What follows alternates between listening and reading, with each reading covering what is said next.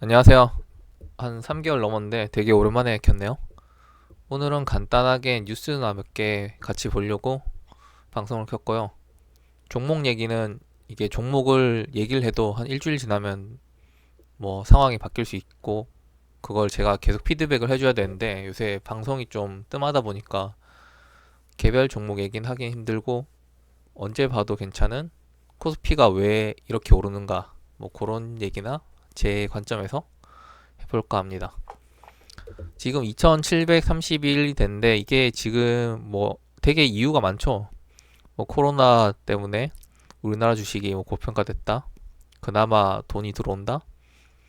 근데 일단 현상을 보면 우리나라 주식은 그 이유는 수백 가지인데 이유가 사실 단 한 가지는 아니에요. 그 수백 가지 이유가 다 합쳐져서 이렇게 오르는 거고 저는 현상만 얘기하려면 우리나라 주식은 외국인이 주도하는데 외국인이 사고 있다. 그래서 오르고 있다. 뭐 이게 단데 그럼 언제까지 오를 거냐? 그게 사실 제일 궁금한 부분이죠. 저도 뭐 언제까지 오를지 알 수는 없죠. 근데 이제 최고점이 왔을 때나 이제 꺾일 것 같다 이럴 때 혹은 이건 꺾이는 분위기다 아니면 계속 갈 수 있다 가도 멈춘다 뭐 이런 걸 판단할 수 있는 근거를 이제 좀 알려드리려고 하는데 보통 외국인이 우리나라 주식을 주도하니까 이렇게 그때 그 코로나 하락 때 외국인이 매도가 이 코스피 지수예요. 외국인이 최대 이렇게 매도를 쳤다가 외국인의 매도가 줄어들면 이게 저점이죠. 그럼 일단 요 관점에서 봤을 때는 외국인의 매수가 더 최대한 늘어났다가 줄어들기 시작한 시점 그때가 뭐 고점이 될 수 있겠죠. 그런 한 가지 관점이 있고 또 뭐 기사를 하나 보여드리면 이거 있죠. 최근에 인버스를 되게 많이 샀는데 보통 박스권 매매할 때는 뭐 좀 올랐을 때 인버스 사면 벌겠는데 그걸 분위기를 잘 알아야 되는데 지금은 인버스를 사면 안 되는 분위기예요. 오히려 물려도 레버리지를 사면 잠깐 물릴 수는 있어도 회복이 되는데 지금은 인버스를 사면 사도 되죠. 대신 짧게 끊어야 되는 시점이죠. 지금 개미들이 뭐 이렇게 많이 사서 최근에 사서 뭐 20% 손해 봤다 하는데 우리나라 지수는 항상 개미를 손해 보는 쪽으로 몰고 가게 돼 있어요. 이 사람들이 이득을 보려면 그 인버스 산 사람들이 이득을 보려면 뭐 주가 지수가 다시 여기까지 떨어져야 되겠죠? 누가 이렇게 해주겠어요? 아무도 없다는 거죠. 그 외국인 주체가 그렇게 안 해준다는 거죠. 개미들은 손해를 볼 수밖에 없어요. 어떻게 손해를 보느냐? 이게 제가 좋아하는 얘기가 각도 얘기를 좋아하는데 이런 식으로 주가가 증가하다가 한 번 더 한 번 더 N자만큼 가거나 이렇게 각도가 더 가팔라지면 그 다음 조정이 온다는 거죠. 지금도 똑같죠. 지금 또 한 요 정도 갔다가 다시 한 번 이 정도 이게 얼마인지 모르겠지만 이 정도 가고 이 주가 지수가 가팔라지고 인버스 산 사람들이 도저히 안 되겠다 싶어서 자기도 다시 레버리지로 갈아타서 며칠 급박하게 올랐을 때 그때가 이제 다시 개미들이 물리는 고점이 될 가능성이 높죠. 얼마 안 남았기도 하죠. 지금 당장 조정이 온다면 사실 또 여기서 여기까지 빠지기 힘들고요.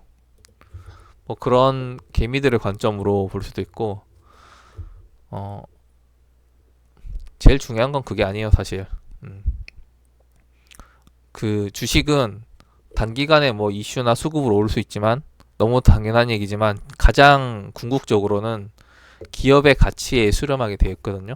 그러니까 뭐 가치 투자도 있는 거고 장기 투자가 3년 이상 장기 투자한 사람은 돈 잃는 사람이 없다고 하죠. 그러니까 결국 기업의 가치에 수렴하는데 코스피 월봉을 볼게요.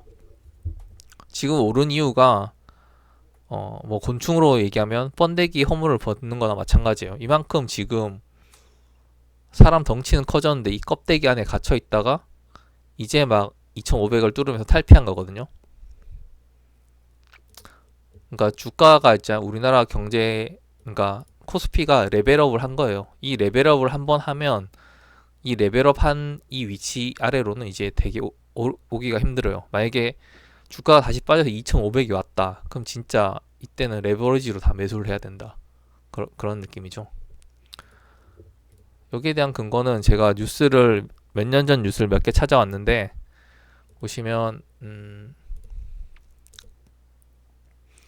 이건 2017년 뉴스네요. 17년 뉴스인데 밑에 요것만 보시면 돼요.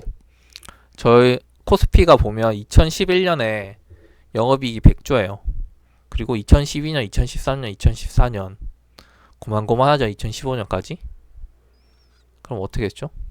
2011년에 100조였는데 계속 고만고만하니까 당연히 주가가 그대로인 거예요. 근데 올해는 어떻게 됐냐면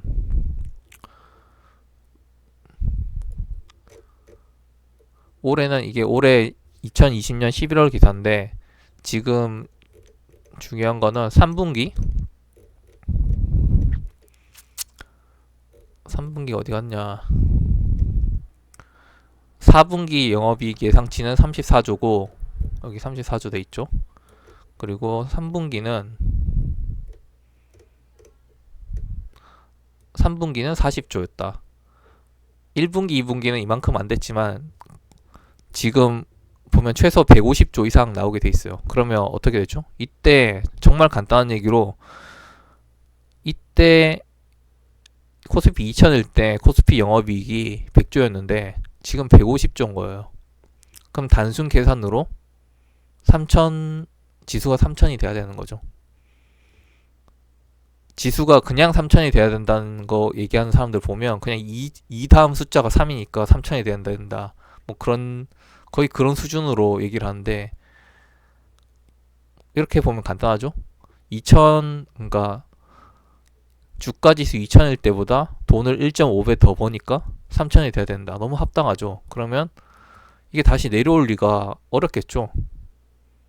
돈을 더 못 벌지 않는 이상 우리나라 경제가 폭망해서 다시 영업이익 100조로 가지 않는 이상 그러면 충분히 다시 보면 3000까지도 여력이 있다. 그리고 단기 슈팅이 오면 3000을 더 갈 수도 있다. 근데 뭐 지수니까 이게 뭐 이렇게 쭉 갈 수도 있지만 가긴 힘들겠죠. 이렇게 가다가 뭐 이렇게 가겠죠. 그 조정을 받으면서. 그러면 레버리지를 사는 사람들은 이렇게 그냥 이렇게 끄어두고 아래쪽으로 올 때마다 뭐 21선 닿을 때마다 그럴 때 한 번씩 사거나 저는 만약에 요번에 조정이 좀 세게 와서 2,500 오면 무조건 진짜 대형주 위주로 다 담아야 된다 생각하는데 잘 안 올 것 같긴 해요. 그러니까 절대 일단 인버스는 안 된다. 그리고 사도 대형주를 사고 그렇다고 소형주 사는 사람들도 나쁜 건 아닌 게 이게 대형주가 오르다 보면 LG화학 같은 거 볼까요? 나 너무 많이 올랐더라고. 아, 이마트도 좀 괜찮은 것 같아요. 이마트 같은 게 딱 그런 느낌이죠. 유통주가 안 좋긴 하지만 코로나가 이제 해결되면 지금 하방 추세선이라서 괜찮은 것 같고 이거는 그냥 얘기한 거고 이거 시총 60조가 됐는데 부담이죠. 근데 아직도 여력은 더 있어 보이는데 여력이 있어 보이는 게 아니고 당장 더 갈 것 같이 생겼죠. 당장 이 폭만큼 더 갈 것 같이 생겼는데 이런 대형주들이 실컷 다 오르고 나면 기관도 개인도 어쩔 수 없이 부담을 느끼거든요. 그러면 이제 그때 소형주로 순환매 가게 돼 있어요. 그러니까 괜히 또 들고 있던 거 던져갖고 나중에 너무 상실감 느끼지 말고 자기 회사가 돈을 잘 벌면 순환매가 어떻게 가냐면 대형주가 다 오르고 나서 이제 턱끝까지 차면 그 다음에 돈을 잘 버는 예를 들어 지금 많이 오른 게 삼성전자 관련주나 그런 옆에 관련주들로 싹 순환매가 퍼져나가거든요. 오히려 그런 주식들은 2배, 3배 갈 수가 있어요. 대형주는 몇십 프로 오르기 힘들지만. 그러니까 자기 회사가 돈을 버는 회사면 지금 절대 팔 이유가 없는 시점이죠.